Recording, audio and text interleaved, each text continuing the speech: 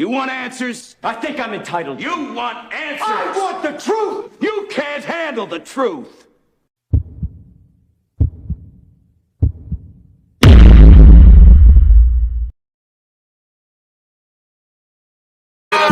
Perfections, ooh, Sin City, Montana, Coke Boys, ooh, we run the city, homie tryna keep up, ooh, they going broke, I'll finish your career, ooh, get a rope, Warning, warning, warning, warning. Dope money, ooh, That Montega, in the spot, getting guap, ooh, that's hard labor. in the club, popping bottles, Yeah, we blowing that sour. handful of real niggas, Rest of these niggas cowards. how you want it, How you want it? hands gun or the knife, Soon as your man see the barrel, he gon' run for his life, bullets flying. bullets flying. Yeah. How's everybody doing? Hello. Hey, what's up? Thanks, B-Man, JR, Chris, Jim, for showing up. And before this, welcome to Bleeding Edge. This is Aaron Yam. Joining me again is Red Pill Wind. Yeah. And we're waiting on some people to stream in. Yep.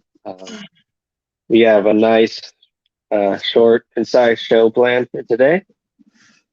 And some of it's probably gonna get hit home for one of us, or at least one of us. What's that? Some of the topics are gonna hit home for at least one of us. Let's say we talk crap. Let's say we let's say we start topics and start spreading what our thoughts on it until Tico chimes in and corrects us. Right. Chris Mitchell said left off the list again, racist. Hey, Oh hey. man, Chris, you're not left off the list. You're an honorary member, Chris. Of course. Oh, plus. My Sunday's almost over. It's over before your Sunday ends. Mm-hmm. Yeah. Well, yeah, okay. Well, then when do you want to introduce the topics before we start talking about current events? Second. The topics for today. 1 second. Topics of this is lightening the burden with therapy, dealing with the unknown, what might be out there for you, or in parentheses, what might be out there for you. Yeah. Well, yeah. Well, before we go into that, we typically talk about the manosphere before we talk about the actual topics. While we wait for everybody to stream in. And yeah, so in terms of the manosphere, I gave him the wrong link apparently. Apparently I hand out the wrong link to people. Mhm. So let me handle that real quick. Yeah. You don't have to send the right link, but it helps. It really does help. Well, look at me, I'm up here talking trash. Yeah. Yeah, it is. Oh, I guess I did send it out the wrong one, but I just sent out the right one. Yeah, you don't have to send out the correct link, but it helps. It really does help. Oh, there we are. Ah, there we are. Oh, we got 2. you got 2? We got 3. There you go. There you go. Hello. Hello, how's everybody doing today? Like I said, you don't have to send out the correct Cypher, link. good to see you. Long time no see. Billy the Goat. Who is Billy the Goat today? Billy the Simpson. Billy the Simpson. Hey there, Marge. Oh, yellow.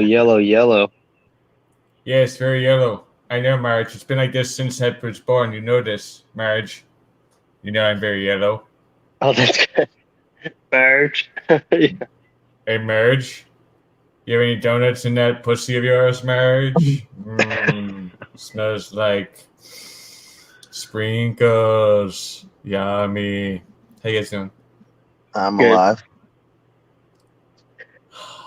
Yeah, I wasn't quite sure if Homer realized that he was special.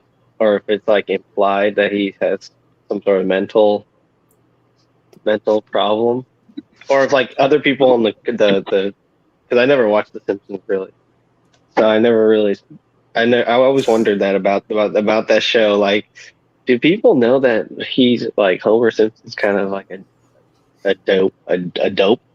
Well, I mean, you'd have to be tone deaf to not hear this voice and think there's something wrong with you. You have to be very tone deaf to not hear it, Marge. Very slow. It's very slow. They all have mental problems, pretty much. That old town has mental problems. Yeah, I mean, you know they have mental problems when even Lisa, the daughter, I mean, she's a feminist. Of course she has mental problems. Yeah, she's like supposed to be the smartest one, apparently. That's or, like, what she's supposed to be that's what a liberal writer would think, right? A liberal writer would think that their self-insert is intelligent, of course. She's like the only self-aware person, but she's also like liberal, which is just. Anyways, that's a good that's just a good avatar to have for this episode, I think.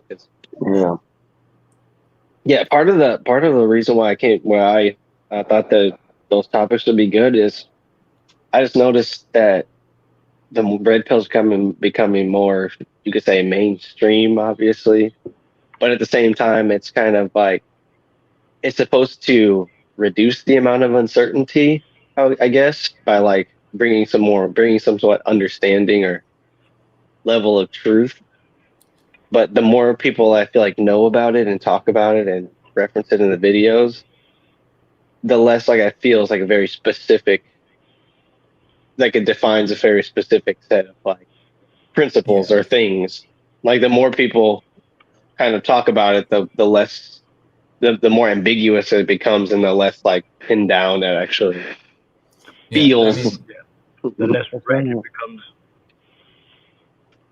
Yeah, and then that's the thing. Like I was gonna bring up a question and maybe pose it in two parts, and then if it didn't apply, neither one's applied. I wanted somebody to be like, "Well, yeah, I don't think that question really applies to me, and this is how I view the red pill." But it would have been something along the lines of, "How often do you guys talk about this subject matter in public, or do you hear other people talking about it outside?" From like your perspective, like have you ever heard anybody tell somebody else about like anything regarding your red pill or something like that? Heard only keywords. I've heard keywords. What's up, Rifle in the house? Yeah. I've heard keywords like simp, or I've heard simp. I've heard blue pill. I heard cuck. Like standing in line at certain places, and hearing the word simp or those words kind of makes my sister cringe, and it's like, it's understandable. And those key phrases that we use, it's been known to make certain people cringe, Yeah. I mean, oh, sorry. Okay, yeah. Hold on. Let me get Rifle's audio. Let me make sure Rifle we can hear him and stuff, and then What's up? Yeah. Yep. Crystal. Excellent. Right, hey, I do have a question before you get started. What is the topic today? Because I don't see it in the title or anything. The title, I got it. It was going to be. Right now, we're just like, I think we're just covering the master, but it was lightening the burden of the red pill with therapy, and then I also put dealing with the unknown, and then parentheses I put what might be out there for you, as in like any person that's contributing to the red pill. I guess it'll start to make sense the more we go into the topics too. Sorry for the interruption. Yeah, it's all good. You're good. Cypher, you got the floor. Yeah, but this popped into my head about the time when someone said like it feels like it's more like a visible part of society, basically, right? The red pill itself, which is why I like utterance of it and its presence doesn't feel so, so confined to like one place, one vacuum canister somewhere, right? The reason why is because this happens to be the case with a lot of things, where things like this, they become more mainstream, if you want to put it that way, because direct response to things going on a mainstream level. It feels mainstream and almost commercial for some people because of the fact that it to a lot of people, they gauge it so much as being a response to something. I mean, it's unavoidable to think of it any other way. Well, it's unavoidable to think of it like this. It's less likely to think of it really any other way, because if you're a commentator or paying close attention to the very obvious things happening right now, of course, it's hard not to think. It's hard to think anything else really in regards to the topic. Right. Like how intimidating is the actual subject matter if it keeps getting brought up time and time again? And I kind of like to put it. Somebody said it about this recent Matrix movie, that before it was like Mr. Smith was unique, or he brought gravitas because he represented like a glitch in the Matrix. But now it seems, now in this new movie, it's like it's not as important or not as intense when he's around, or when any Mr. Smith is around, because he, like, the knowledge of him is pretty much ubiquitous throughout the whole program now. So it's kind of like, oh, okay, a red pill showed up. Oh, okay. It doesn't have that much weight as it did in the beginning. Yeah, I mean, how insulting is it to downplay such a core element of your story and the intensity of your story, to do that to a character like that, or any other fucking character? Sorry. How fucking offensive is it to those things over there? Like, did they have any care for those? And if not, like, how important were they in the fucking first place in the first films? Like, what the fuck is going on? And nobody wants to be a Mr. Smith pretty much anymore. It's like it's almost that's kind of where I came up with the first topic, but I'm kind of getting ahead of it. But like, in terms of how people communicate about the red pill, there's this entryism. There's obviously like grifting that goes into it. So there's like so many different like there's so many like qualifying things that you have to go through in order to talk about it, that people who don't really understand that much about it kind of look at the whole thing and be like, this seems really silly. Like certain people in the red pill discredit other people, and then it's kind of just, if the information should be freely accessible to all, they kind of just don't. I feel like they just don't understand it, and it leads to a lot of people who at least want to talk about it feeling like they can't talk about it in public, or they have to think about like a correlative thing to sort of mention that's more palatable than talking about it in terms of the actual metaphor of the red pill. Or they try to relate it to something else that isn't, for lack of a better word, that's been tainted or transformed by the mainstream. And that's what we've been trying to do with cultural artifacts for the longest time. So it's not weird or abnormal. It just, you can see that it's happening. The way that they blamed the red pill incels for ruining the Matrix movies, or the idea of the Matrix. And they're passing on the blame for their screw up. Yeah, and I don't think a lot of people actually feel that burden, but it's one that society, or at least the woke individuals who write themselves into all the narratives now, decide to put onto us, and it can be really uncomfortable. It could be an uncomfortable feeling.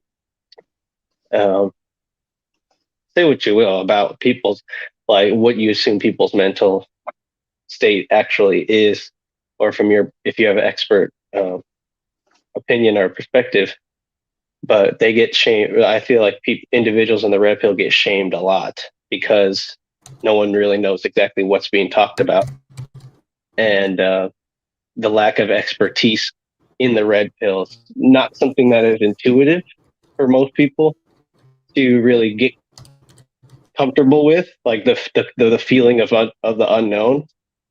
And so there's very little in terms of like role models that aren't completely full of shit, or like in terms of like people that talk about it being somewhat figureheads. They end up getting exposed, or they get on these podcasts and they blow a gasket, and then all of a sudden they're like, "Oh, so this is your king," kind of like situation. And it I want to point emphasizes something out though.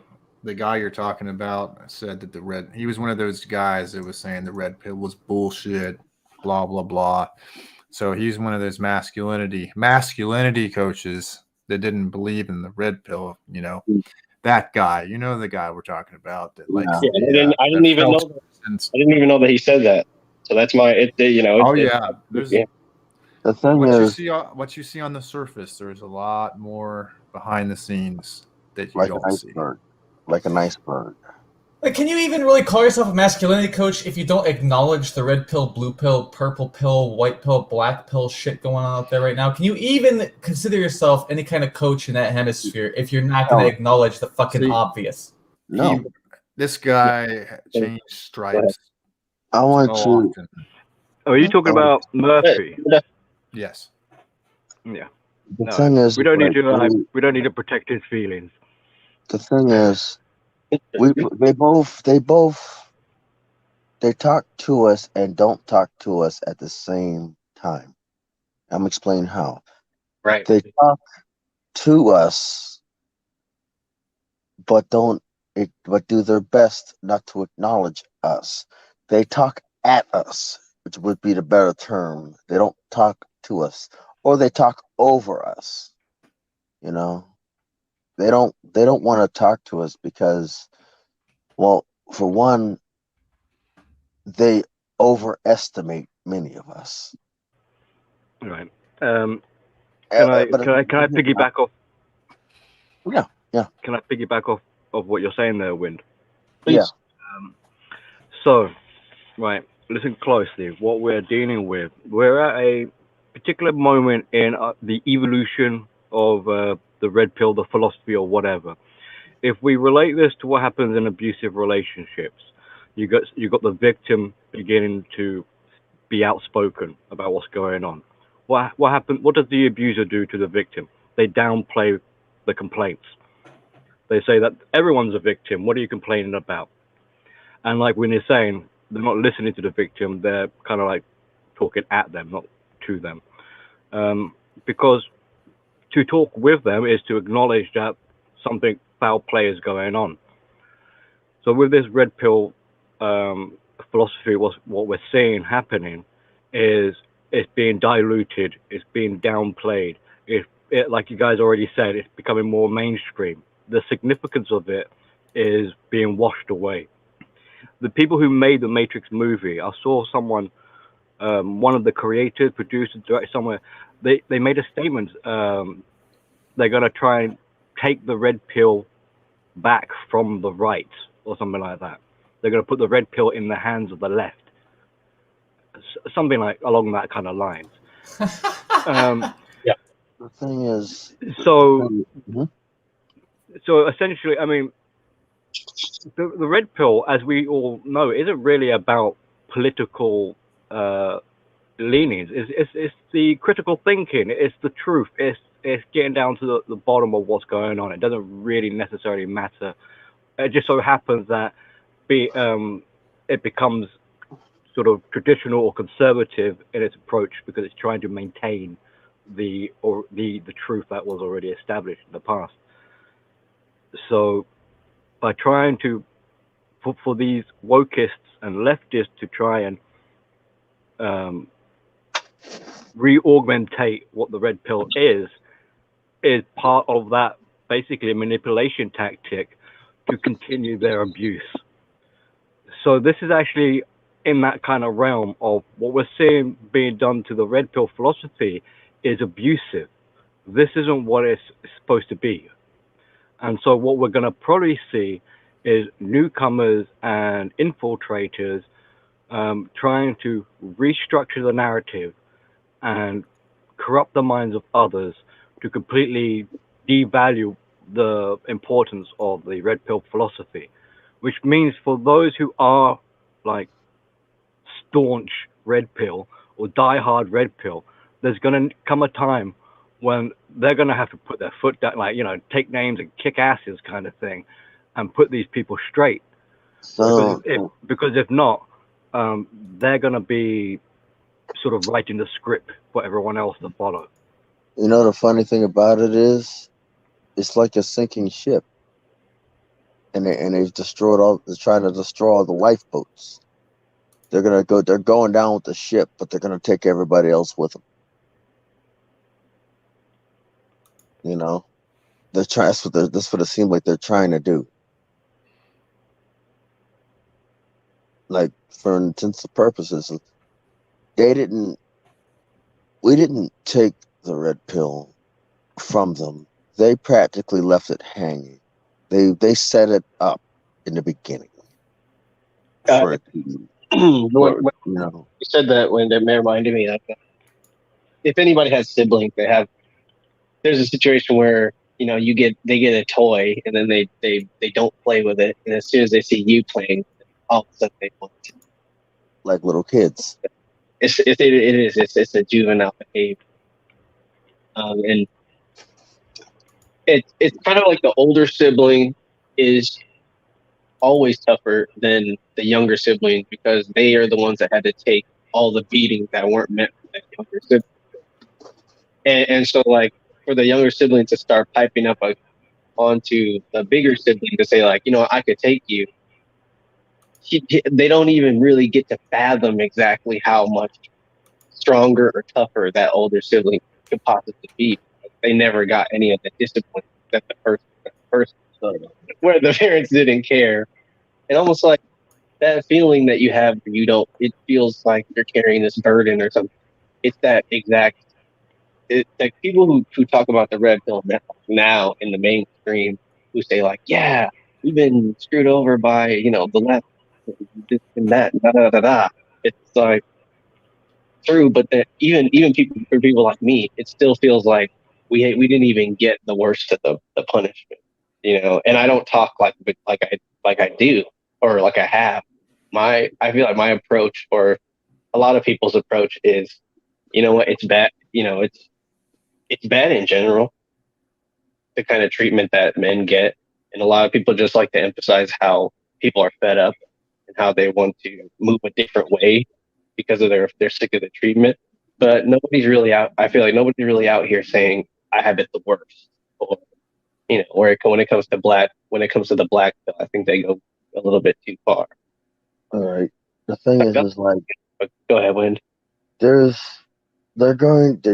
can't acknowledge one problem without acknowledging the other. What they're doing is, but they're doing exactly that. They're acknowledging one problem, throwing shelters, money, all this resources at one problem, but the other problems are doing nothing but being left to grow moss and mold and fungus. And after a while, all the resources that you've had for one side, because of these people who are left behind, it's all going to collapse. You know, it's an inevitable societal, not so much of economic. It's just basically a collapse, because all one side has been built up, and this side has been left the slums. You know. And the slums has been left to grow and fester. You know? Yeah. It's kind of inevitable as well. I mean, if you build something with disgenuine components and parts, with substitutes and things like that, can you call it a authentic? Is it good craftsmanship? No. Is it going to fail? Yes. So even though newcomers to the red pill, the pretenders who are trying to capitalize from it, or try and circumvent it, or take it off its sort of path or trajectory, it's kind of built in that it's a fake. It's inevitable going to collapse. The hypocrisy will begin to show. They're not going to realize it. They're going to basically carry on. So from their point of view, it's all about appearance. It's all about the facade. It's all about make-believe. It's all about lying, which is a contradiction to what the red pill is all about. So I don't know how long they'll be able to carry on pretending that they're sort of a red pill version of wokeness. Like, I don't know what the new buzzword would be. Question is, how long was Jack Murphy in the Manosphere before he met? Yeah. See, how long was Jerk Murphy in the Manosphere before he met his decline?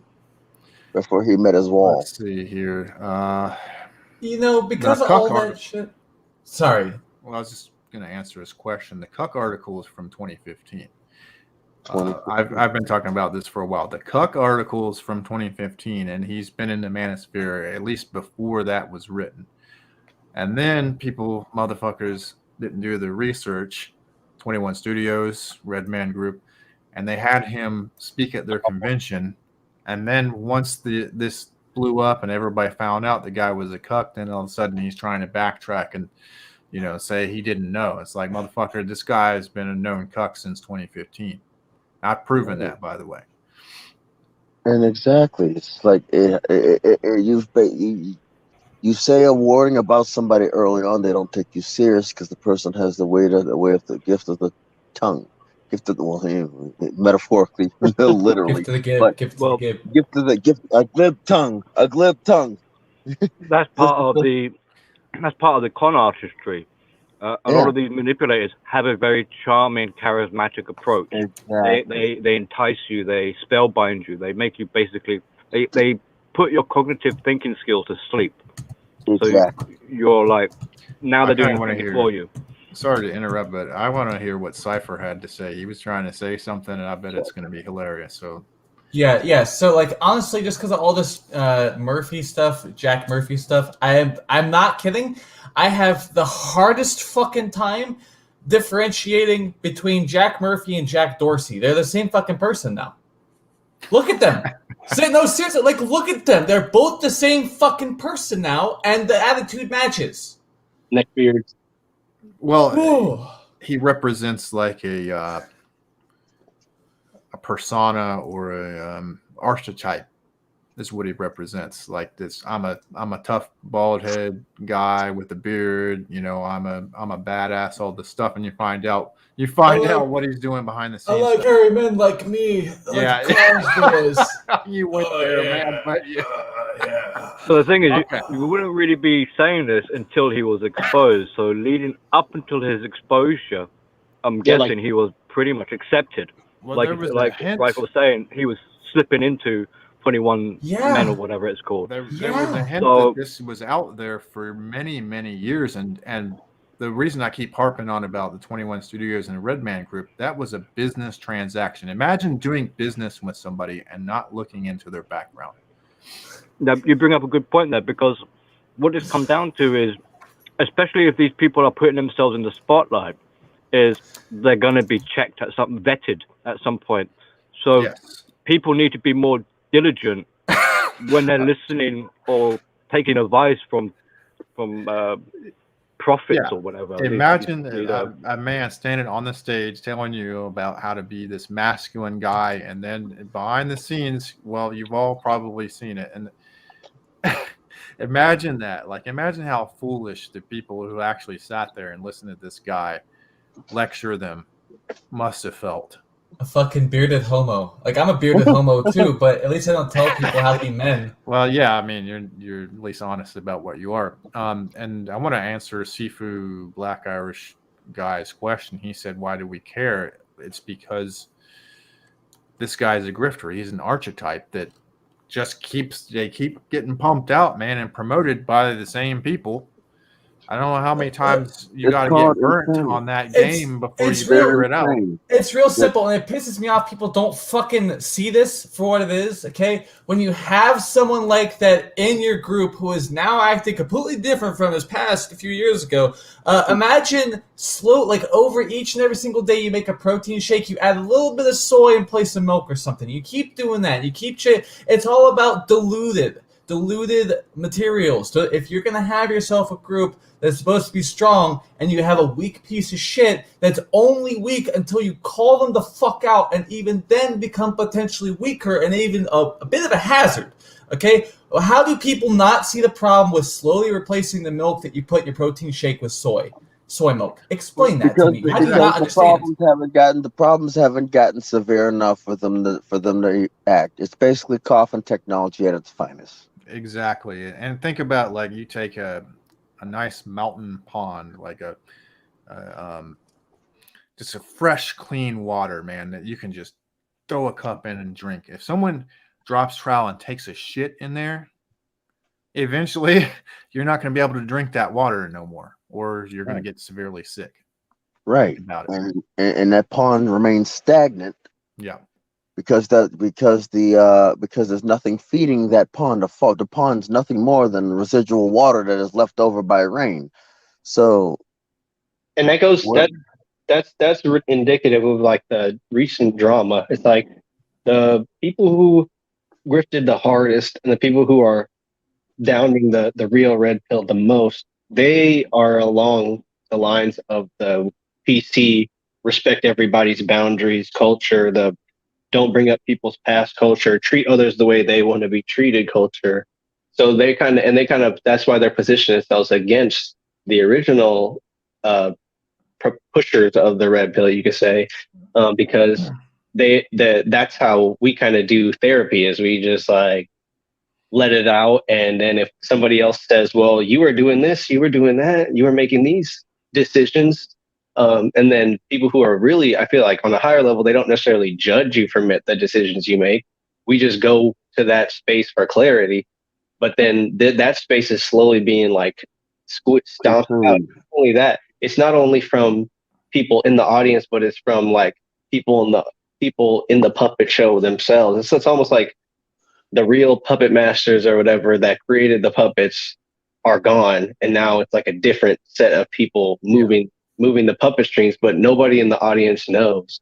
And it's kind of like if you're singing on stage or something, or if you're in a group and your parents or somebody says like, I could hear your voice out of everybody's, it sounded so good, and you're like, such and such relative, that's not how it's supposed to work. You know? But I appreciate the compliment. No, both of you guys have made great points. I'd like to point out Wind and Yam and Cypher, man, you guys have made great points. Think about it, the pattern though that we keep seeing. So old Cuck Murphy, he started writing about how he went from Democrat to deplorable. That was like his first. That's what got him kind of in the conservative sphere, right? Springboard. That was his thing. Next thing you know, he's getting into the manosphere, right? Then here's the thing. Sorry, I lost my train of thought for a second because there's other guys that fit this archetype exactly, and you guys know my favorite person has done this exact same archetype. Of course, it's all fake bullshit, but then they come in and they dilute exactly what Cypher was saying. They dilute the message, and really what they start preaching is almost like a purple pill message. It's not really like an actual red pill message, but they're in here trying to take this shit over, and they're trying to act like they're the only ones that should be listened to. I mean, I hate to go back to him again, but old 21 Studios, he's got people on. He's giving speeches at his shit who are saying that the red pill was bullshit. That's their thing. Like, they're out there making videos that the red pill is bullshit and the red pill is toxic. The next thing you know, that he's letting them come into his little conventions to speak. This tactic follows a formula. You guys got spam coming from Russians here. You guys got spam coming from Russians. Ban no. Russian weirdos. Sorry to cut you off. Sorry, I just wanted to point that out. Oh no, I fucking hate thanks this for shit. bringing that up. I'm doing the mod. Take care of that business, mods. The biz. So the way this is going to generally follow the formula, the steps, it starts off with something along the lines of like, this is, we're in a relationship in a societal level. This is the dynamic. You've got the red pill in a relationship with the blue pill. And the blue pills, or the left, are being frankly abusive. They're trying to be entitled, exploitative. They're trying to get instant gratification. All these like non-merity things, you know. They're being greedy. They're whatever, right? So they've got their own. Entitled is a good way of putting it. Well, entitled, there is a lot of denial, there's the grandiosity, so there's no limits, they're insatiable, they're impulsive. You just look at any a criteria of mental disorders, and there you go. So these are people who are frankly like mentally ill, and this is And what as they're Wynn doing. said, they're so mentally ill, they will steer the ship towards the iceberg rather than admit that they were wrong. A path of self-destruction, yes. So they'll take us all down just because they don't want to admit they were wrong. Well, so along with all this cluster of behaviors, they're going to have poor decision-making skills, have no foresight, not even going to consider consequences, and are perpetually making things worse. And it is, yes, very much like a sinking ship. It's about, so in which case, the way they cope with their disorder, their problems, or their mentality, is to drag people into their world. So that it's a shared psychosis. So then you've got the introduction of the red pill mind. And this causes a problem for them because it shatters their fantasy tale of bliss and everything, that they are the top of the apex or whatever. The red pill man becomes or the red pill philosophy becomes a threat to this narrative of theirs. So the first way of for them, the first way of trying to deal with this threat of a problem is, can it be controlled? It hasn't worked so far. Can it be isolated and ignored? Can we, you know? So they start applying procedures to manage this threat, and this macro way of looking at it applies on a micro scale with like a toxic relationship as well. So I'm basically using that as the model, and you'll know where I'm going with it. So they're trying to contain it, they try to ignore it, they try and isolate it, they try to then triangulate it, they try to downplay it, they start to gang up and recruit other people to their side. They try to then mimic the victim. So they try to teach that violence, that the people that they try to like create a culture of hostility before. I think it's called inoculate or something. Like they create this idea that people in the red pill are hostile. That it's kind of like they try to get you to click the Bobo doll. The smear campaign. So yeah, so the smear campaign would take place. I'm gonna give you.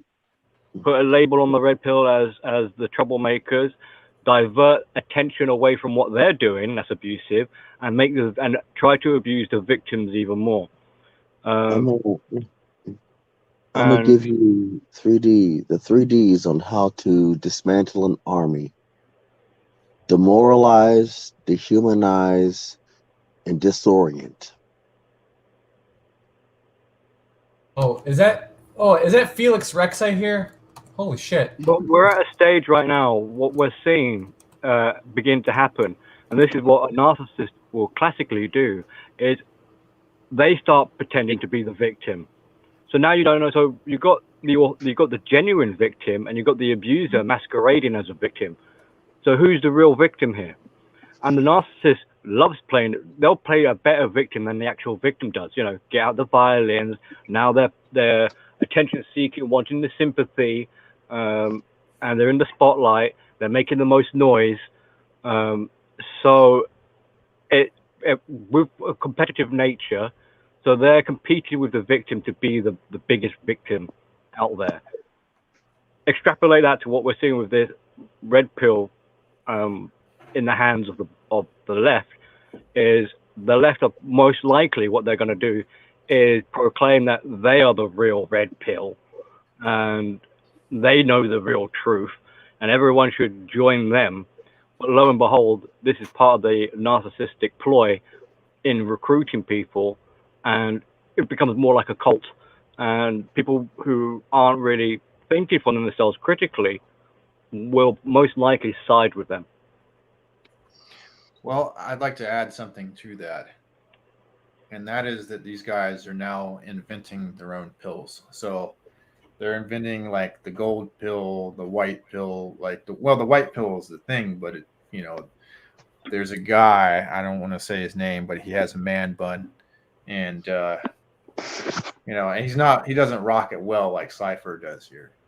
But he's got a man bun and he says he's the white pill, right? Well, all he's really doing, like if you look at his message, it's just a purple pill message. That's all it really is. But he's invented a new pill, right? And all the pills are meant to represent is philosophy. I don't have a man bun, by the way. Okay. Well, you wear your hair better than he does. Just wanted to clear it up. That's all. You're a superior long-haired man as opposed to this guy. Trust me. I'm not even going to say his name. It's not worth saying. All of these pills that these people keep crapping out. They all get snuffed out in the end. I've seen it. I've been in my time in the manosphere.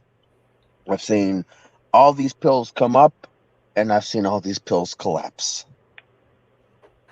A lot of them don't catch on. That's true. A lot of them don't even catch on.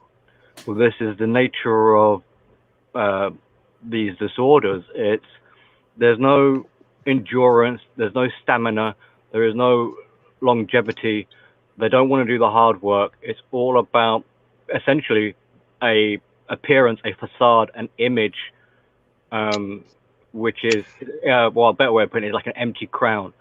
So they constantly, in a perpetual way, have to repackage themselves, recreate a new persona, a new identity, and they just keep going round and round in this sort of circle, which if they were really trying to do the hard work of making them like life self-improvement and things like that, this is the wrong way about doing it. So it adds to their body count in a way, a psychological body count, and they make themselves more and more deranged, more and more delusional, and it's inevitably going to be a path of self-destruction, a spiraling path of self-destruction going in circles. So it doesn't really matter how many pills, what pills, whether it's an IV, whether it's a vaccine, whether it's a line of Coke or anything, whatever they are, they are bound to be failures. There's nothing they can really do, because what they're trying to do essentially is shortcut their way through life and avoid having to be accountable and responsible for themselves, which is the total opposite of what they should be doing. So it doesn't really matter what they try and do. It's inevitably going to fail.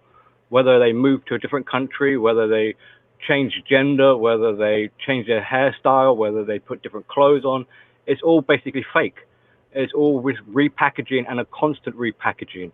They can never stay there's never a sense of stability with these people. If it doesn't come from the inside, it's not a real change.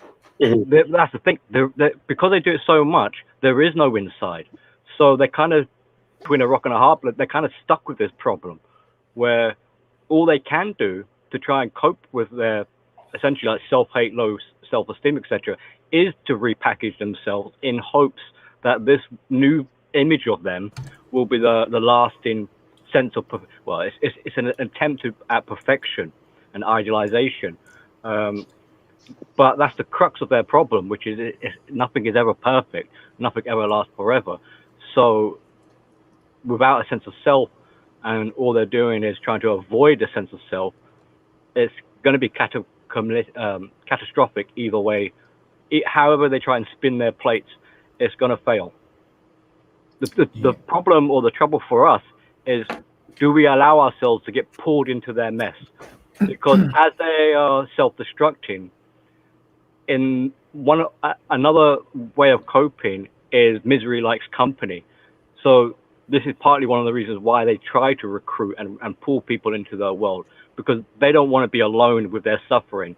And if everyone else can kind of become corrupted, infected with this disorder, be delusional, it's shared psychosis, that gives them a small sense of comfort. You know, so they essentially they got a lot of bitterness and resentment that they carry in all their really endeavors. wants to say something. Sorry, Yeah, I'm rambling. I'm just holding on because basically I want to just add on to his point by proving him right. Yeah, I don't know if you've noticed, but like a lot of your Democrats, your leftists, the entire party itself, even like communists, very specifically communists, are parasites. They need a host to operate.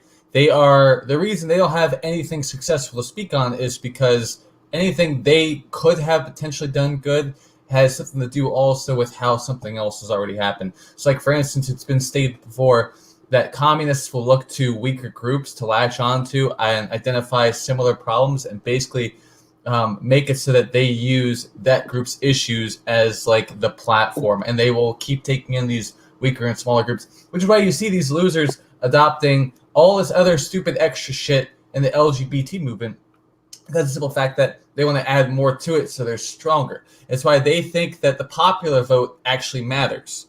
Okay, like to some degree it does, but not in the way they think, not to the extent that they think it should or does or would. The goat here is, I don't know what to call him, Billy.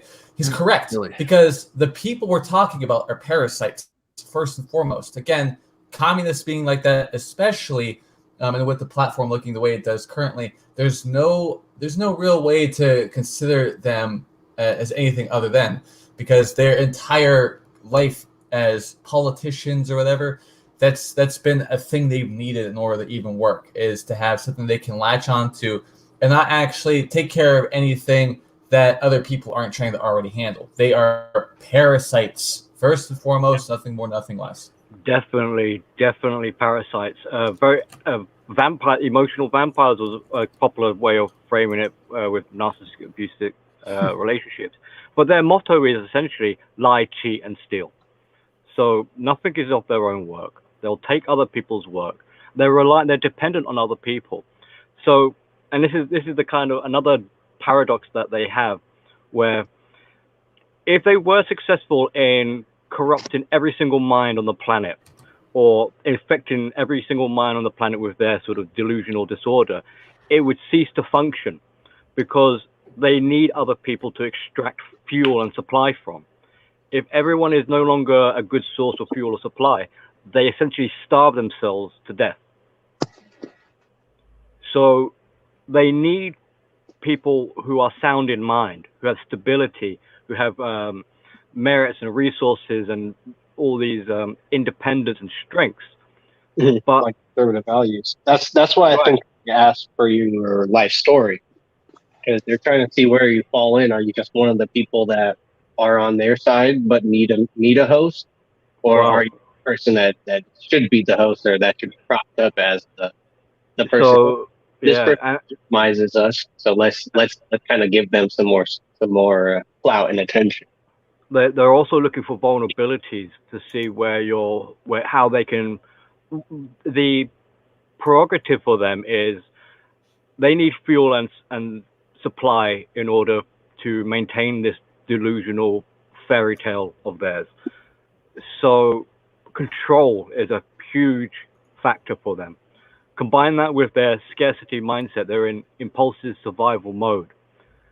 So they're very aggressive with this controlling requirement. And so when they come across a new individual, they're hypersensitive. So they have to assess this person, work out, are they a good fuel source? What kind of things can I acquire from them? How can I basically abuse and use them? And what is my how am I find the vulnerability in order to be able to open up that wound and have more control over them. And this is kind of like how they manage to be able to pull people in. Is maybe they might try to they'll say for example like, oh, this person is very lonely, so they put on a fake mask and appear as someone who is a good company and be like, hey, why don't you hang out with me? I'll talk with you. I'll listen to you. You know, the victim is thinking that, oh, well, I've just met someone who is a good listener. But no, it's really, they are pretending to be a good listener so that the victim is brought into the spiral of doom, you know. So it's very predatory. The way the left and the woke and the mental disorder, the way the blue pill work in this sense, in this context, is very predatory. And that's not to be taken lightly. This is serious stuff. So when we see people like Murphy, he's grooming people. He's prowling on the internet, trying to recruit and abuse his members with this fake promise and hope that he's telling people. This is pretty bad stuff. You know, it's not even just a case that Murphy is just basically a cuckold and we should just humiliate and ridicule him. No, this is a predator at work. Yep. And if successful, well, what's going to happen? You know, he's going to have however many followers. And how many followers following over a cliff? And yeah, and it gets even followers are going to survive. Well, it gets even worse because the next stage, once the predator establishes that connection, now is to induce a trauma bond, so that the prey is now dependent, a codependent to the predator, and will probably likely defend the predator because now the victim is on life support and needs the predator to give them air, essentially, to be able to exist and breathe. So not only, so it's already bad enough you've got someone who's acting like a predator, but the way the predator inflicts damage to their victims, it puts a victim in in a mental problem, like gives them issues to deal with. They have to go through recovery. They give them PTSD and trauma bond them. You know, and this is how people kind of like lose their minds or end up having suicide or things like that because they don't know what they're dealing with. They're dealing with someone who's pretending to be a savior, a leader of men in masculinity, and this is the same guy who's actually being who is the demise of this individual. And you try and wake up the victim when they're in that kind of bond and that relationship. They're not gonna listen. They're gonna defend the predator because they are reliant on that predator. Yep. And they also don't want to. Here's another thing. They also don't want to admit that they were wrong because they invested time and money. Like speaking of Cuck Murphy and his seminal order, people spent a shit ton of money to be in his little group, and a lot of them didn't want to just admit like this whole thing's been bullshit because of how much money. It's kind of like when a guy, you know, buys a shitty gun, and everybody knows that that type of gun is shit, but they'll get on the forums and say this gun is great. And it's like, no, that's you know, that's a tourist, man. That thing sucks. Yeah. Like, Rifle. Do you know about these martial art masters, these frauds who, you know, they can like knock over 100 people with a touch or something like that, or not even touching them, they can knock over people. It's kind of like magical. And it's basically what you're saying. Yeah, it's because the students have paid for the course. Yep. So they subconsciously role play along with this fraudster. Mm-hmm. Yep, you see it all the time. But you know, let's be honest. It's more like semen disorder, to be honest. So Yeah, these people are fucking sick. And I get why people would ask, like, why is this a big deal? Well, it depends. Like, how much does it relate to where you are, and how much are you like Jack Murphy in the first place? True. And how much do you care about younger generations? Because I'm an older guy. I'm pushing almost 40. Like, do you care about a fucking bearded figurehead that isn't like his beard hairs? Like, not. Like, we can see the guy's beard exists, right? But do you just want someone who is just an image? I mean, don't these same people who support this kind of shit, these types of people, aren't they the same people who go, well, what was their past like? It's like, what are they doing in the first place? Like, and it's just, to me, it just seems like these people didn't know who they were bringing on in the first place. I mean, there's the whole thing about vetting individuals. It's like the beard was enough to fool you fucking people. It's like they make me think that they're just fucking goddamn posers. It's like these same people in Virginia, I have such a problem with gun laws being tampered with, yet they won't kill the people who passed the gun laws that they have such a problem with. It's like, how much do you actually care about the shit that you say? That's why I like to make fun of these patriots of the country, because they're allowing things to happen. What happened to their whole talk of reviving the Tree of Liberty with the blood, right? What happened to that? I got a question.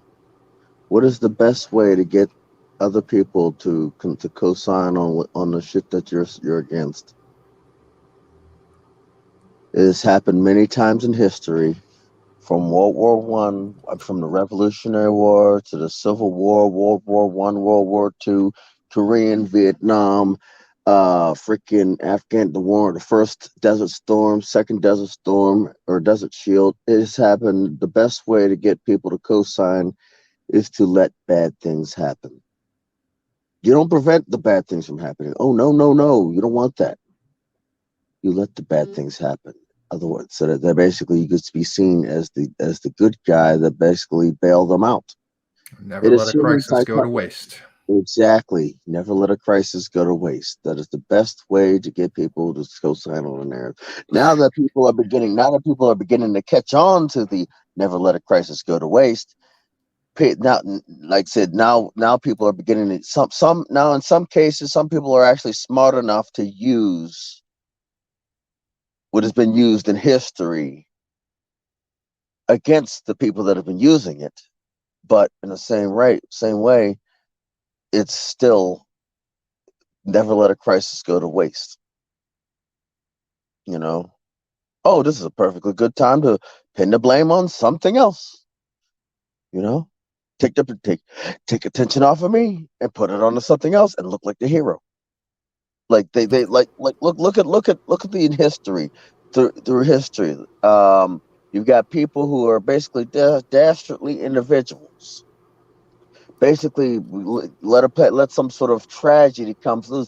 Oh, I have this new revolutionary technology that will basically help us get through this. Now you're seen as a philanthropist, and everybody's forgotten about your past. Yeah, what you're describing is cause and effect. So what you do is you provide a potential solution for the problem. You give people hope and a meaning, and you say to them, like, look, follow me or do as I say because I have the answer.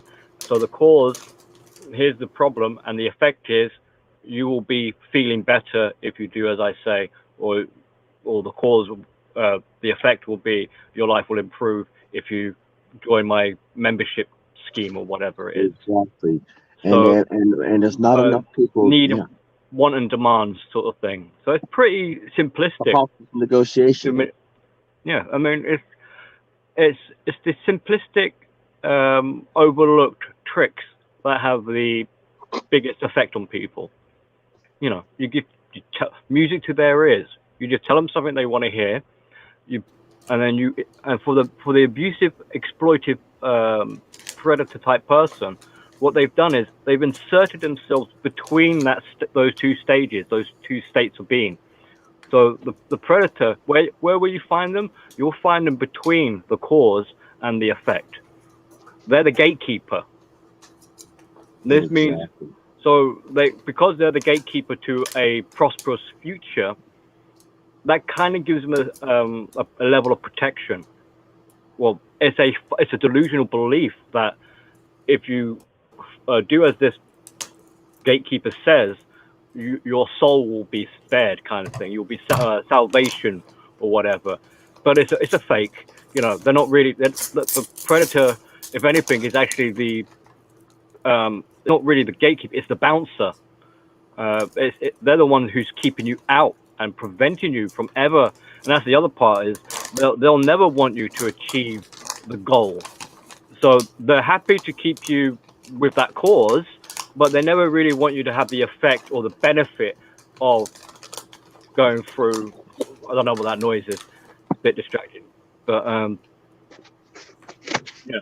So this is basically withholding love.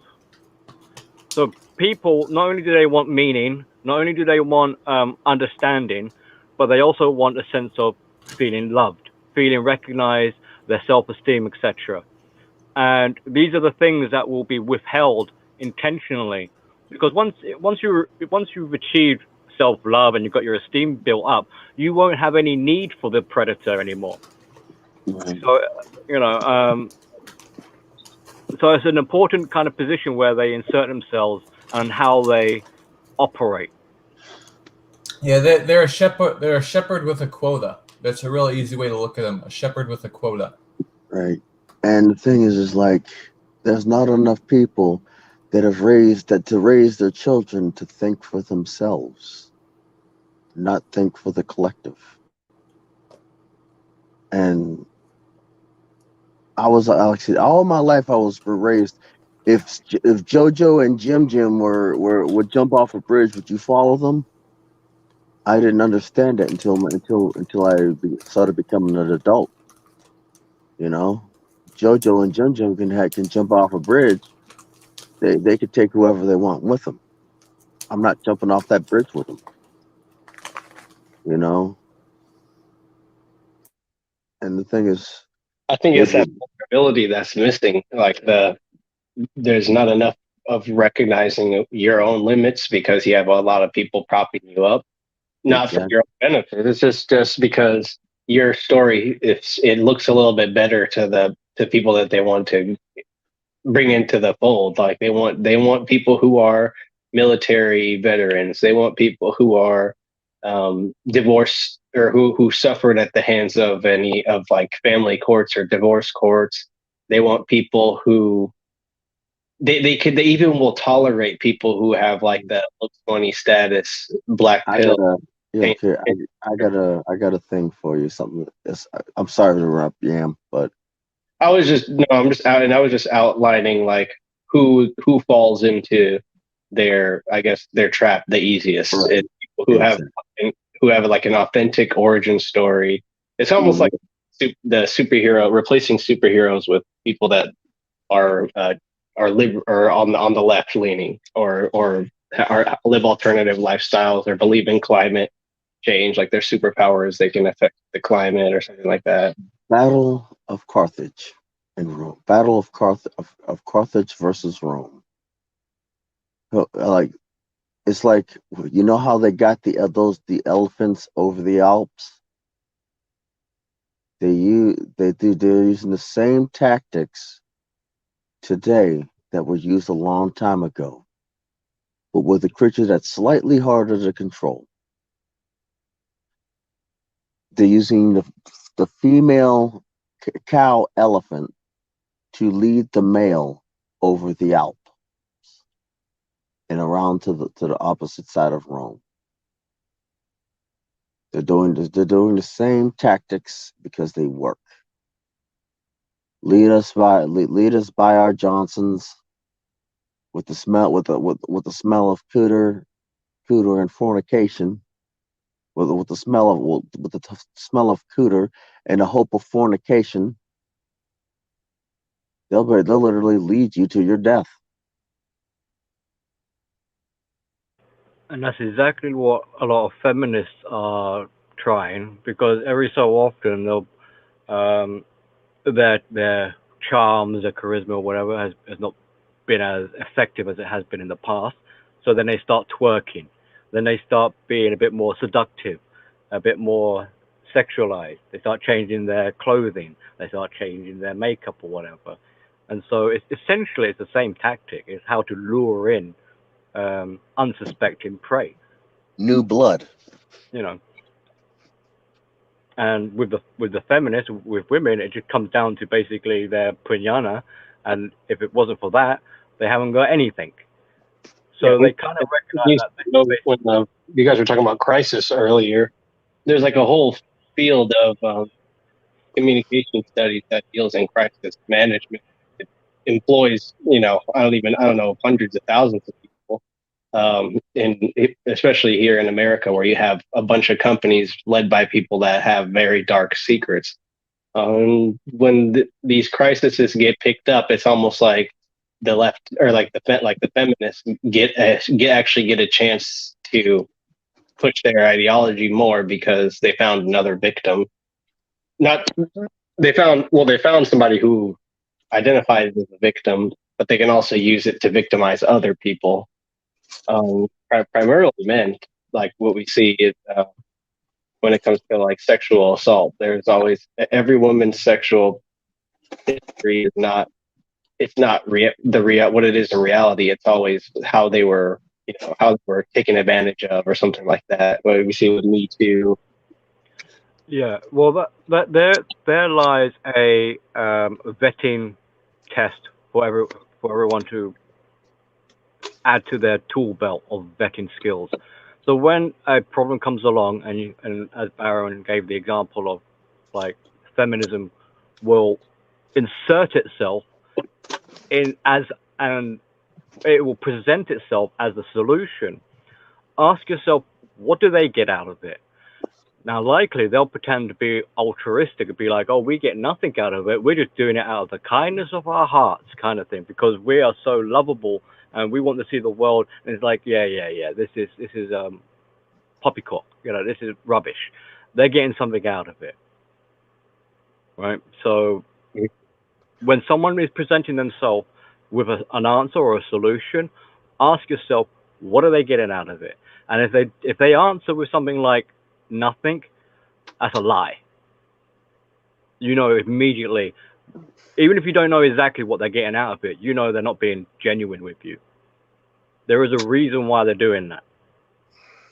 Yeah, if they were to just say, "I'm not sure," I mean, should I? Then they would be better about this shit. I mean, but then again, it would devolve into something different. It'd go a direction they don't want it to, which is why they don't even question it for themselves. Am I really doing this because I'm getting nothing or something, or am I being honest? If they care about honesty, they wouldn't be able to answer so quickly unless they were thorough about everything, including their intentions. If they're meaning to let you off with not having gotten anything in return, they would make themselves an aspect as an aspect to be like the last thought that comes up.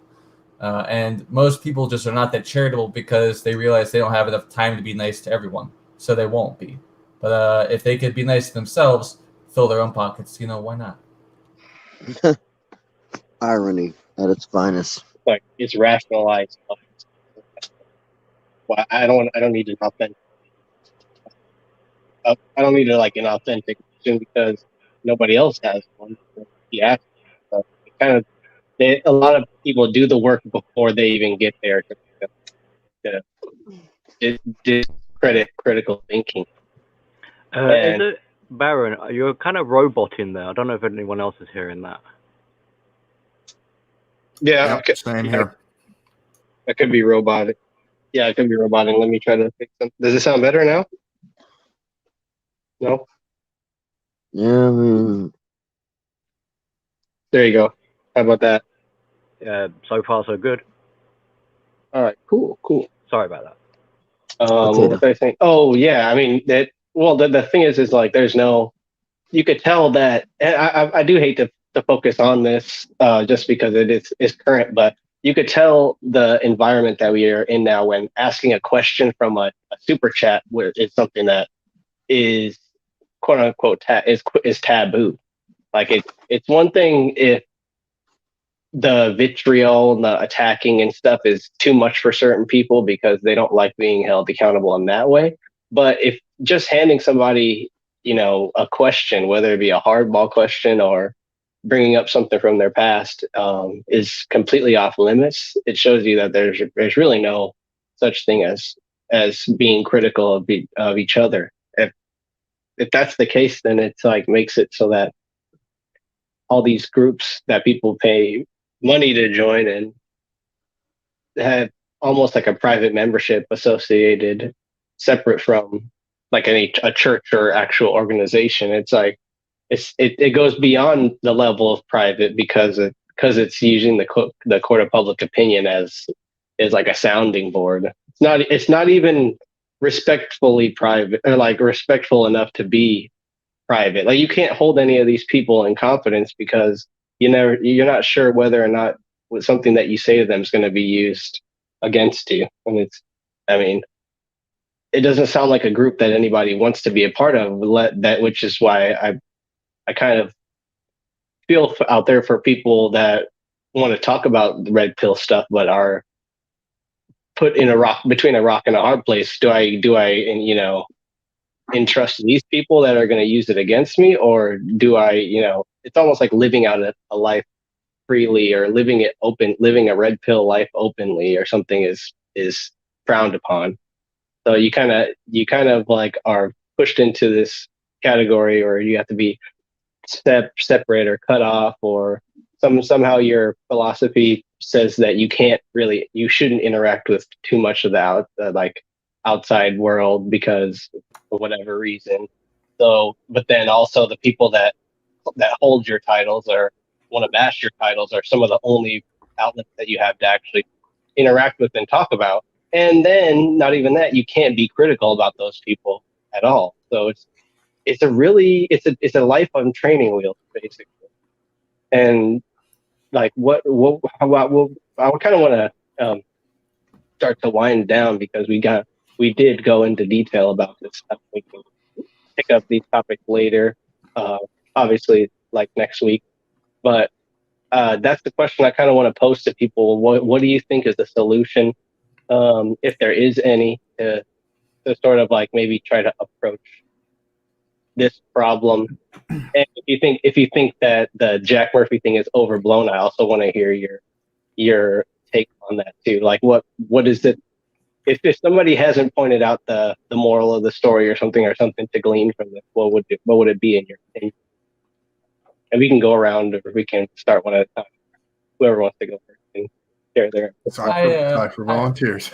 I'm gonna start up immediately, because even though I don't give a shit about Jack Murphy, like I didn't really know anything about him, he just kind of came out of nowhere. The instant anyone brings up mention of something written in the past, like I know this guy isn't thorough, because if he wasn't all about that shit anymore in the past, then that shit would be fucking gone. It would have been deleted. No one would be able to bring it up. I mean, someone would mention it in passing maybe, and then you could say, I don't know what you're talking about. Maybe you could refresh my memory, what's up, blah, blah, blah. But it's that this fucking guy, he got pissed off at the lady who read, I can't remember her name, but he got pissed off at the lady who read off the super chat. And by the way, just to be clear, it was the second time a super chat that mentioned a cuck article had come up. She had no idea about what that was at all in the first place. Okay, but to snap at her and to say, and you know what, fuck you, like she didn't even fucking do anything, you fat fuck. But this guy, he snaps at her, some lady who had nothing to do with anything like that in the past. So snaps at her, then says that they're a problem, and then when you go and you beg other people who are on YouTube because it's bringing danger to your life or something to please take it down, and then follow up with after it's taken down going, okay, now we got him by the balls, let's keep going after him, let's keep trying to hurt him and shit, right? And then blah blah blah. Then there's also this thing about like a dude who shot and killed a bunch of people or something was tied to that all, and it's like, I know that people don't know when Jack Murphy's brought up that all this happened, but it's one of those things where it's like, why is it such a big deal? Well, there's more to it, and you can keep going on and on about it, but like my whole problem with it is, if someone who is worth the time in the fucking first place in the red pill manosphere, whatever you want to call it, if he was worth the time in the fucking first place, like he wouldn't have been himself at any point during all that. Like there's complete wipes and takedowns of all this information that makes him look like a cuck and shit, right? All this kind of stuff. So like, just in general, like, why do people care about this? Well, not only was the dude just like overall a pain in the ass to consider bringing on if people knew about him in the first place, he's also dangerous. So if people that are talking about this shit bring him up and can't help but bring him up, maybe there's more to it. And there is more to it. I mean, some people know who Mr. Medicare is, and if they tune into shit to him, he goes over it at length, which I can link something. I can send people some things. But, it's like, if you have someone who was such a deceiver, in the first place or now or whatever, if you have someone who is such a deceiver, you have to then wonder to yourself, if you care about the stuff like, empowering and lifting, he's going to snap at a lady who had nothing to do with it, right? All of that combined, it's like, why not talk about this guy? Well, he's a total piece of shit, and he's actually incredibly dangerous to have, like, bothering you in the first place. So why should you care about him? Well, because he should probably be in jail, actually, for the shit he's been up to. But people are saying that the dude's a fed, potentially. So there's also that. So on the topic of why should you care about popular people by name in certain groups, well, it depends on what matters the most there. And with the way things have been going lately, like, news of this guy is inescapable if you even search the guy up or even go near Twitter for a moment. Why should you care? Because the guy is dangerous and could have potentially ruined your life even after you pay some 5-figure sum to be a lifelong member of semen disorder. Okay? So, I mean, if you're going to talk about the guy in any context to do with the risk associated or why he's a fucking problem in the first place, just do a little bit of research. Do me a favor. Don't trust strangers online with your money, and don't think they can solve your problems just because you're less hopeless than he is. Yeah, well put. Definitely. And for me, Rifle. Were you gonna go? I'll go. I'll let Win go. I'm interested. No. I'll go last. Oh, you want to go last, Billy? Yeah. I'll go second to last if Billy has anything to add. What's the general question? What? Anything to add to the conversation? It's like the relevancy, I guess. I don't think we need to emphasize the relevancy of that story, the whole Jack Murphy thing. But there's been a lot of people saying what's the point of talking about this, which I think it's more or less. It might be like trying to sweep it under the rug. I know people are gonna lead their own life. They're gonna have a different perspective on that. But yeah, if you watch Medicare or anybody who goes into detail about what he was doing with the teaching and like the school systems, he's a bad man. I mean, he's to say what I know that maybe that past, that history doesn't have anything to do with the actual subject matter. So people are trying to say, well, the more we bring it up, the more it's tainting things. But I think the more we bring it up, the more it brings like some sort of awareness. Yeah, real quick, I'm dropping something. I'm dropping something in private chat. This is the video link I want everyone to look into. If you really are asking yourself honestly, and drop this in the YouTube thing, whatever. If you really are asking honestly why we need to talk about this guy, if it matters in any capacity to even have him brought up in any capacity, right? If he was worth that time and effort, and if you're within those circles, and Jack Murphy has ever mattered in any context to you regarding that, even him as a fucking figurehead, you watch that link that I've sent in private chat here on StreamYard. This link that they're going to push out, which hopefully I hope they do, because it's one that some of us, if not all of us, know about. If you really care about why Jack Murphy is a danger and why he is also and maybe even predatory regarding children, I would watch that shit. I'm just going to tell you. Okay, maybe a 2-hour video, but hey, a good portion of that's worth it. That's all I'll say on the topic. Also, I didn't get to say it, but I missed you guys. It's nice to see you all. It's been a while. Glad to have you back, Cyber. Yeah, it's great. It's good to have you back. Cool. Kind of, if at the same time you guys want to add your final input, also doing like channel outros and stuff like that. I'll add my bit to the significance of why this topic of Jack Murphy is important. One is it's a case study essentially, so we can learn from this this incident or whatever. One of the important, we've already kind of covered how devastating and insidious, and how corrupt and bad and just horrific it is when you break it down and analyze it deeper. But it kind of illustrates how if you're complacent in what you're absorbing from media, from society, and things like that, superficially, you might just think, this guy's a cuckold, and that's the end of it. You know, he's a buffoon. You know, you won't take it seriously. But that is a red flag where it's like you do need to take it seriously, because it's this complacency that a lot of these abusers and manipulators rely on that allow them to continue their games. So, and if their games continue, it becomes more acceptable and normalized. And again, another level of danger there. So we want to be vetted. We want to be scrutinizing. We want to do our due diligence, and not take things for granted and become complacent, because when you become complacent, you become neglectful. And when that kind of happens, by the time you realize how bad the situation has become, it's almost like it's too late. So in some ways, we're fortunate that Sidney Watson and this whole debacle kind of caught airtime or whatever, has come to light, because had it not had done, he would have continued. Like you guys were mentioning, he's been around since 2015. So that's like 7 years of his manipulation going unchecked. How much longer would it have continued had he not been exposed? Exactly. So how much more damage, and etc.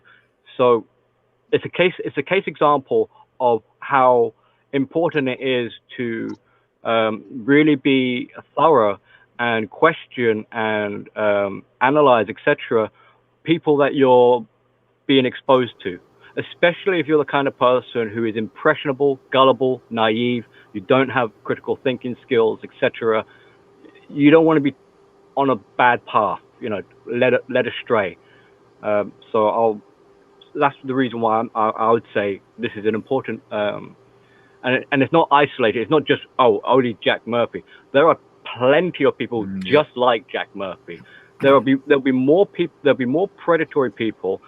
The majority of people are basically playing this sort of game like that, which is frightening. I'm not trying to like fearmonger or whatever, but it just shows how much they've managed to get away with, because good intended people didn't have the fortitude to say, no, we're not going to accept this. This is bad, and etc. You know. So yeah. You know what? I'll fucking fearmonger. Hold on, let me fearmonger for a second. You guys want to know why vetting is important? If you even know what Magic the Gathering is, Magic the Gathering is a card game that even some kids play. You know why vetting is important? Because Wizards of the Coast appointed sex offenders to their judge program, and so they have sex offender judges around children. I'm just gonna leave it at that. You want to know why vetting is important? There you go. It's also good because the laws are actually becoming much more relaxed around these individuals. And they're not going to be brought to justice in a traditional sense. And so there needs to be a culture of transparency, because of the fact that a lot of like I live in California, so it's even worse. We waste hundreds of millions of dollars on stuff that never actually gets done, process actually completed, and it leaves a lot of room for people to slip through the cracks. Jimmy fucking Savile. There it is. Jimmy fucking Savile. You want Jimmy Savile in a fucking children's hospital? No, I didn't think so. And what I was getting ready to say is like the reason why I think we should go after Jack Murphy harder, to be honest with you. Because if not just for him, it's for other people like him. Make an for example other of him, people like him. Like, you know what I mean? Yeah, and also, I mean, yeah, dang. Did I cut? Sorry, I didn't. What? It's basically for the simple fact is there are other people like Jack Murphy that do not need that. We want to stop them before they even get traction. You know, we don't want them to gain traction because it looks bad on all. Well, when one does wrong, it looks bad on us all. Exactly. You know, when one does bad, we all do bad. You know, it's like, and that's different. You're in the military, right? And they're in like a policy now when if one person makes a decision, it's just that person who's the problem, and the people. Is the manosphere any different? They look at us the same way. They look at us the same way. They look at the manosphere the same way. Yeah, If one person's up here, one person up here is basically being a bear, being a bear, waving a bear attracted to bears like himself, and is trying to hide about it. I mean, come on. It's like we need to be harsher on that's Jack. peak masculinity, man. If you're a bear, join the Seminole Order, bro. They're very sexual. Hey, come down to the semen order, semen disorder, where we fucking the bear. Well, I guess. Yeah. Go ahead. I guess I should take my turn. I don't know if Wind was done, but here I was going to say a lot of what Wind was going to say. Like the reason we need to go hard on these people, and it kind of aggravates me. I want to point something out that aggravates the shit out of me. The only real reason everybody's going hard in the paint on Cuck Murphy is because the conservatives, the trad cons, have been all over it. So you can't go anywhere without seeing someone talk about Cuck Murphy. If we were just left to our own devices and we were just here in the red pill sphere, sure, people would talk about it a little bit, but it would not be this big, huge story that it is right now. It's like this is like not even doesn't brush it right off of your shoulders. And I'll give you an example, right? You guys know what I do. You know what the bulk of my channel is about. Fucking grifters. Do I get much traction? No. And when certain other individuals who have a lot more pull than I do talk about this shit, you get all these people that come in the chat and they say, "Oh, you guys are acting feminine. This is no infighting. You shouldn't be infighting." And I completely 100% disagree with that shit. We need to call these bastards out, shine the light on them so we can flush the toilet, because our toilet right now has some diarrhea shit up in that bitch. I'm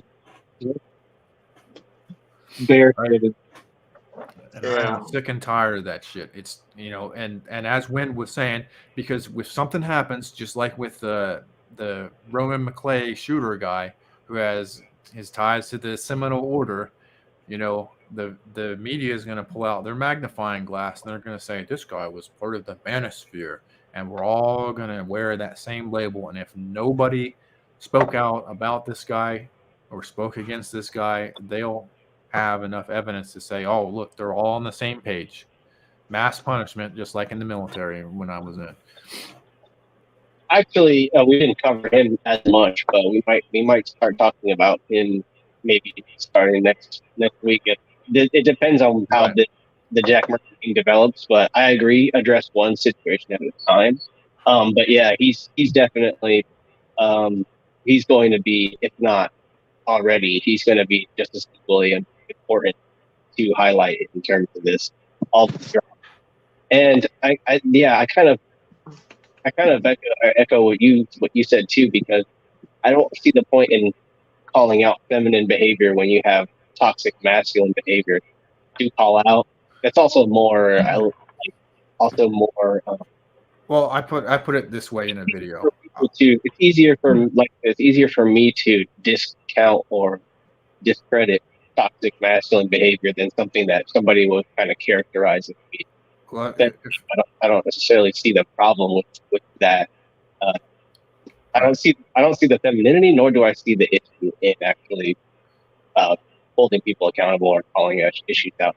If I may continue, I also want to say that those guys that come on to the channel and say that shit, you remind me, like I've been in the military, and you remind me of like watching two guys get into a fight and one of the guy's girlfriend standing there, right, and the two guys, they're having it out, they're slugging it out, and then the girl the girlfriend's like screaming, "Stop it!" and trying to get in the way, and they're just kind of like tossing her aside because they're busy punching each other out, right? That's what those people, when you get on those comments and say, "This is feminine behavior, you shouldn't be infighting," that you remind me of the girlfriend.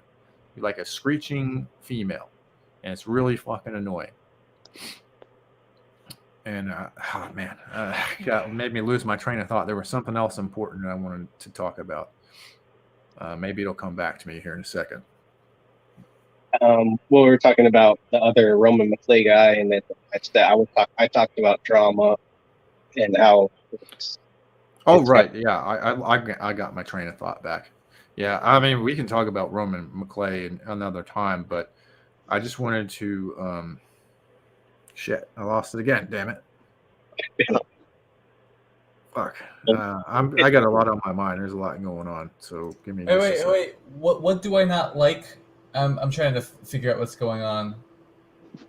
So someone I don't like someone. Shinobi had said I don't like them. I don't know. Clifford doesn't like them. Maybe the more 50%.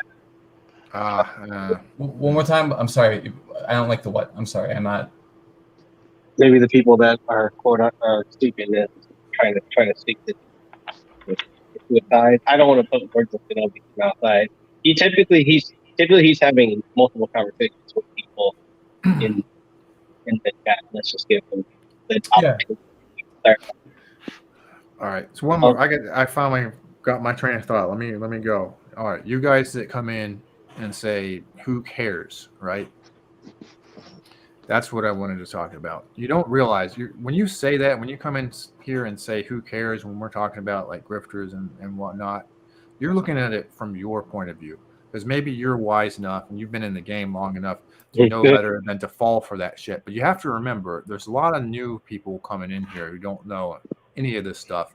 And what we're trying to do is keep them. Think about why a lot of your favorite red pill creators do what they do, right?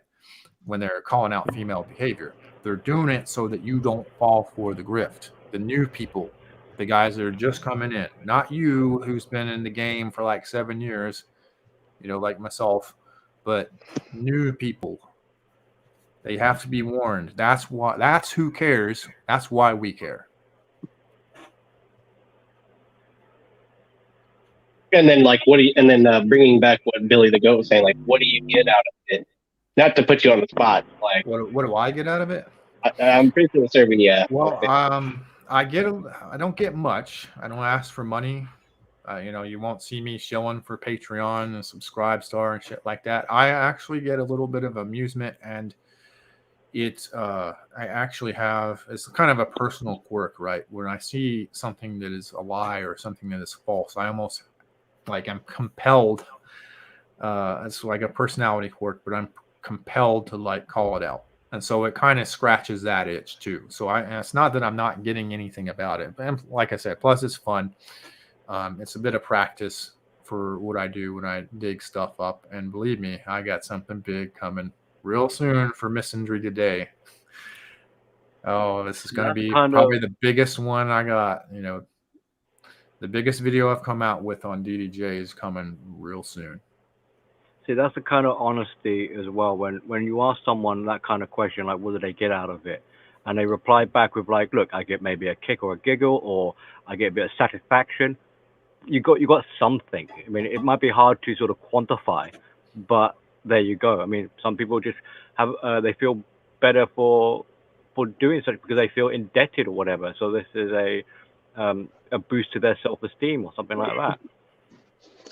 It doesn't need to be some sort of convoluted kind of answer, but it all kind of, you have to use your situational awareness. So it depends how they're responding, what is the substance of what they're saying, how convoluted it is, I mean, if someone was like, oh, I'm doing it for the good of humanity and all this, it's a bit, that's kind of in the realm of grandiosity, Yeah, I'm actually going to retire, or go into semi-retirement. So just FYI, I don't really, care about getting some kind of clout or notoriety or anything like that. It does me no good because I'm pretty much gonna. I'm not saying I'm quitting making content altogether, but it's gonna slow down a great deal because I have other things to concern myself with. So I just want to put that out there. Like I'm not here to try to shield myself. Yeah, I would appreciate eyes being on the screen mostly for the purposes of informing people so they don't fall for the fucking grift. But I mean, it is what it is. People want to watch me or they don't. Nothing I can do about it. It's good to be realistic. Perfect. I mean, the nature of these things too, it always gets more and more complicated, which is not what the human mind wants to do. Obviously, we want to simplify things, so that, and that's essentially what I get out of calling something out, where it's just like, okay, this is following a pattern. And patterns are easier to recognize than not having a pattern. So that's why I guess go after it. But the way that this people are emotionally tied to these things, like if you were to ask somebody. Because there's that one. This comes to mind though. It doesn't have anything to do with what we're talking about really. That guy who's like killed cats and posted it on live leaks, and you have a bunch of people coming out of the woodwork that want to stop him, and they go through all the technology and all these links to actually bring that person to justice.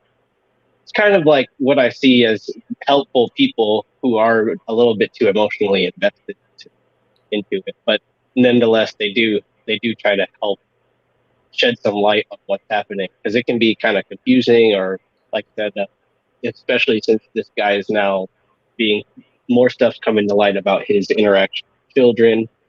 It can obviously bring, if everyone mentioned in the comment section, people who have been through any sort of pain, it can kind of pull them. And so cathartic, yeah. And then that's the thing too, yeah. If this does allow some emotions to be processed that have been pushed down and kind of cast aside, or society said that it's not important, I guess that's another thing that you could get out of it too. So I wouldn't be so quick to sweep subjects like this under the rug, because as uncomfortable it is for a lot of people to talk about, and as guilty as people may feel regarding this subject, whether or not you're a cuck. You're not a cuck for talking about it.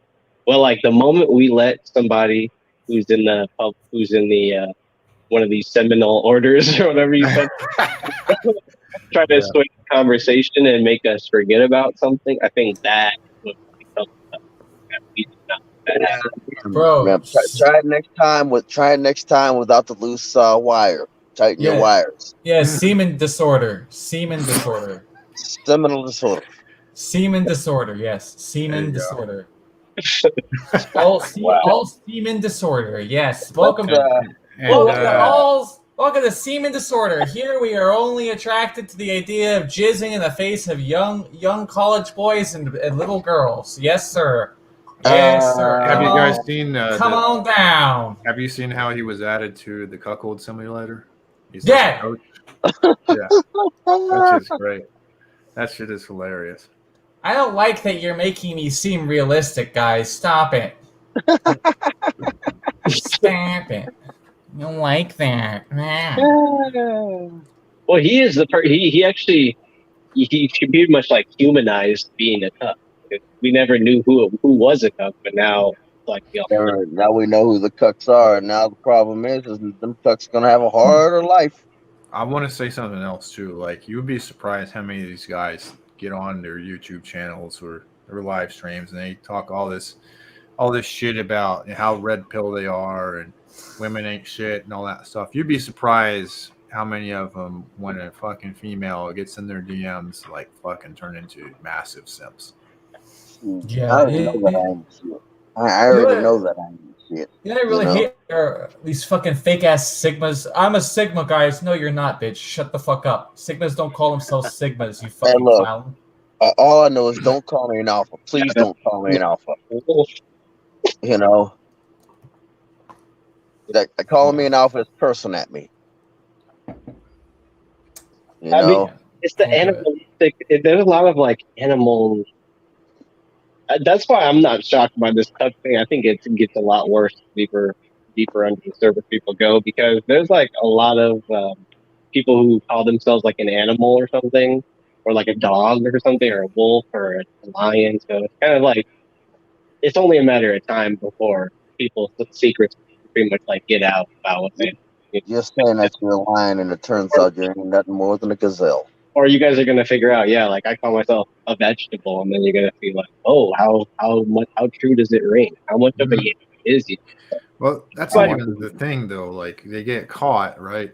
And then rather than just say, "Hey, look, I was wrong. I changed my mind, and here's why," they flip out like Mr. Goldman decided to do, and try to hide everything, deny, and attack other people. You know, everyone has done something that maybe they might be a little bit embarrassed about. You know, but like, fuck it. You know, I made a mistake. It was dumb. You know. Right? So that's part of the. But they're incapable of saying things like "I am wrong" or "I was wrong." Yeah. Or you know, that's an ego. That combination of words is almost impossible to leave their mouth.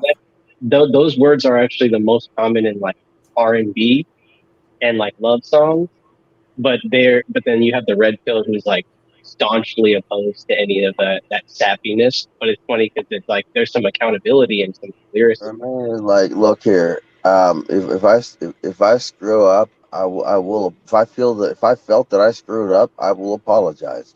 If I felt that I'm right, and you want me to apologize, hold your breath long. If you hold your breath long enough, you'll find birds biting your face off.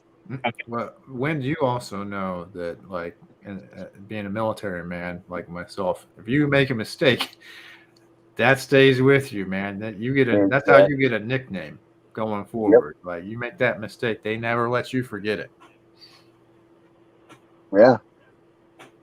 Unless when you go to the next command, you don't make that same mistake. You make another one. Guess what? Right. If you go, if you go to the next unit or whatever, and none of them know you from a previous unit, you might escape that. But if you stay in the same unit, you got your nickname, and everybody knows about why you got it.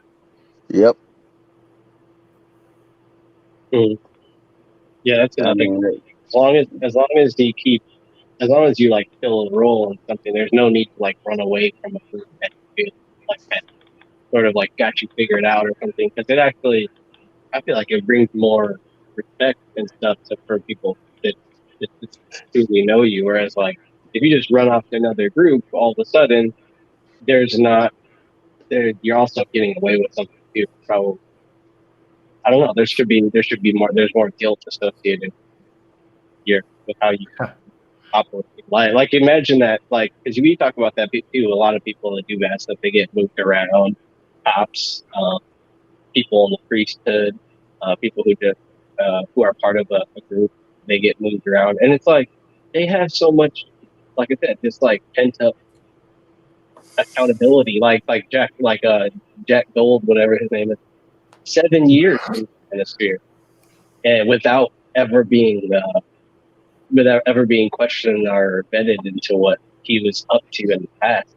It's almost like 7 years. It was a buildup, and now where he's experiencing something he could have like taken on the chin very lightly, for the first couple of years. And people are so fickle, like they would have forgotten about it by now too, probably, as long as he was like open and about it. But since he tried to avoid it, now it's even worse. So I definitely think that was a bad, like a blunder. Yeah. Where he could have just owned up to it, and then we wouldn't talk. Another reason why it's important to bring it into mainstream or for everyone's attention is they have I won't say habit, but in securing sources of fuels, what they tend to do is have different spheres or bubbles, or I like to say ponds, where they can interact. And just like with an abusive relationship where they're trying to have side pieces or multiple partners, they don't want these partners to interact with one another because they can share stories and they can share information and get a better picture of what the predator or abuser is up to. So, like for example, Wind and Baron, the guy who was part of the Star Wars community and the Manosphere, right? It's almost like a game of house. Go ahead. Finish with now that person didn't want the two arenas or whatever, two ponds, the Star Wars and to ever meet and discuss this individual. But what ended up happening is that kind of happened.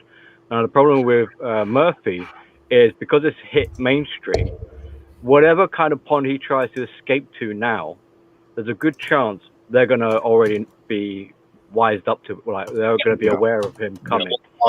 He's fucked. He's got one pond in front of the other, and he can't move the one behind it. And it's kind of, that's like I said, it's like a blunder because it's almost like with that other example you brought up of there's multiple games of house going on the playground, and one game of house you were resigned to the role of the child.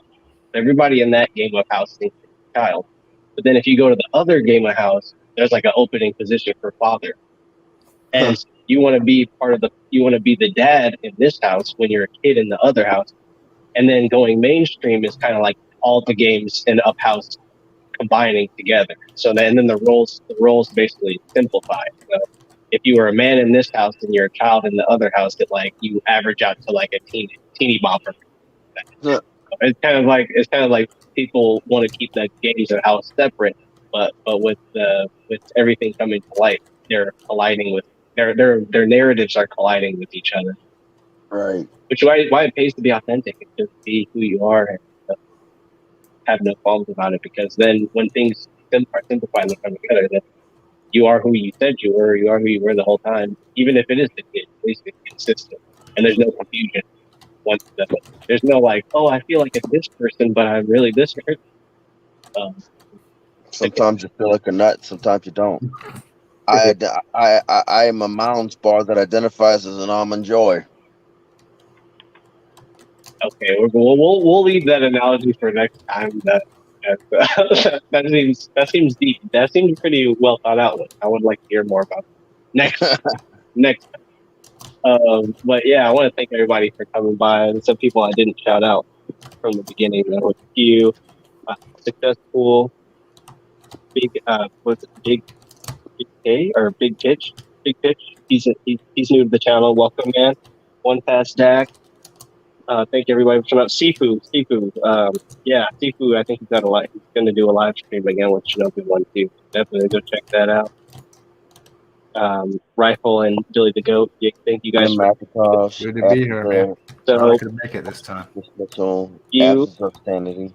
But yeah, I want this one to be a little bit shorter because we do drag it on, and we got people in the UK that are getting late for them. I don't like making it long if it doesn't need to be. And this guy, we've done enough damage to him. He could go lick his wounds, obviously, and recover. Because we all know, Jack Murphy probably watching Bleeding Edge. I don't give a rat's behind what he watches. I'm gonna hit him again next week too. Yeah, but we didn't get Tico today. But we appreciate him. You guys definitely, if you're not on Tico Trent Red Pill, go check his channel out now. Obviously, you can check my channels out. My channel is out, Baron Yam. But I'm gonna do the outro for both of us. Just be good, be healthy, be well, and treat yourself well, and treat yourself like milk. Do nothing but spoil yourself. But yeah, no matter if you identify as a banana, an apple, an orange, a packet attack helicopter, or helicopter, right. Demonkin, trans. Just try to be a better version of yourself and always improve upon yourself and listen to other people's viewpoints and another outside perspective. Hopefully that will help you to improve and won't make you depressed or bring you down or make you feel invalidated by listening to another perspective. It's always good. This weed smells really good.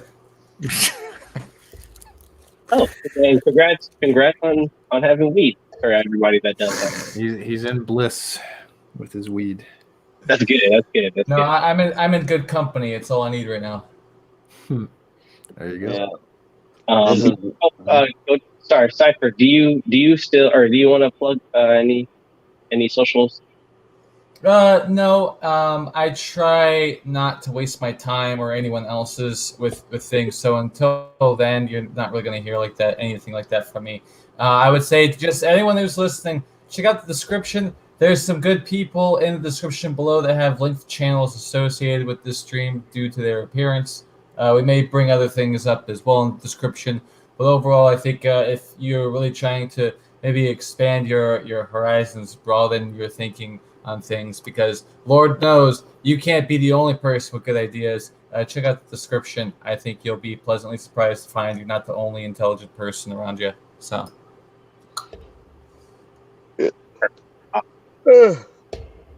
Also, check out Cypher's channel. He's got some short video game clips that are very funny and cool, and that's what I like. So I will plug that. Check that out, man. Yeah, should make more content, man. He's a wild mofo.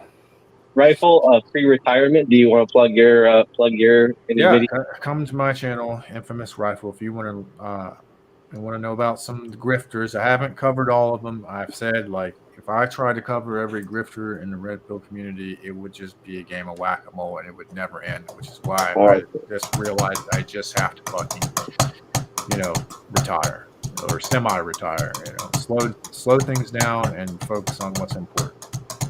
But come check it out, especially if you don't like, DDJ/Misandry Today or 21 Studios, or I just call them 21 retards, but I'm probably not supposed to use that word. And some other guys. And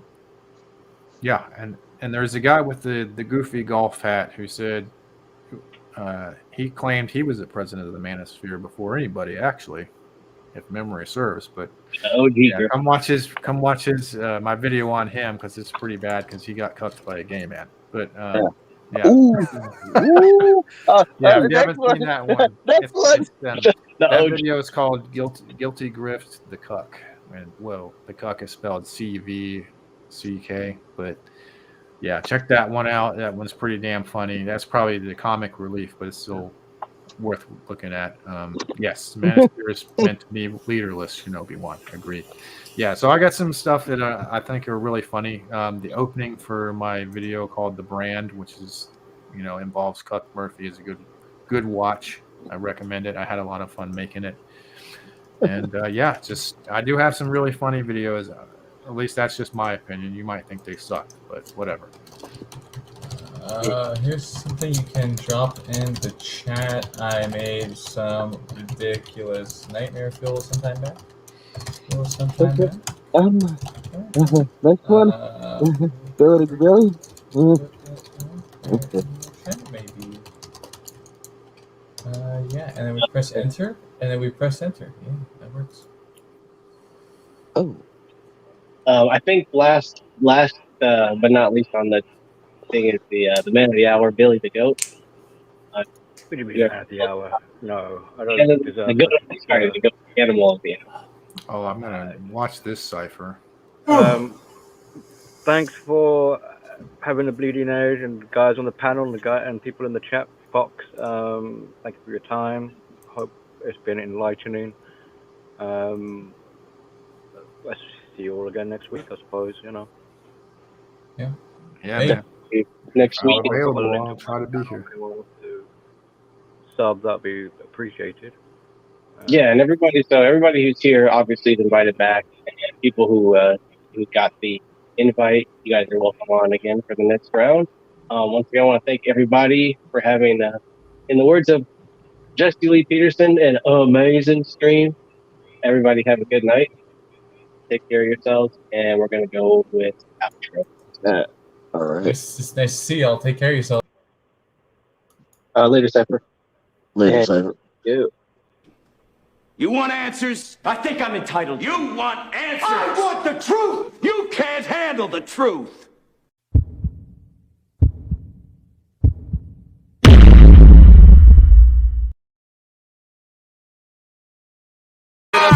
Perfections, ooh, Sin City, Montana, Coke Boy, ooh, we run the city.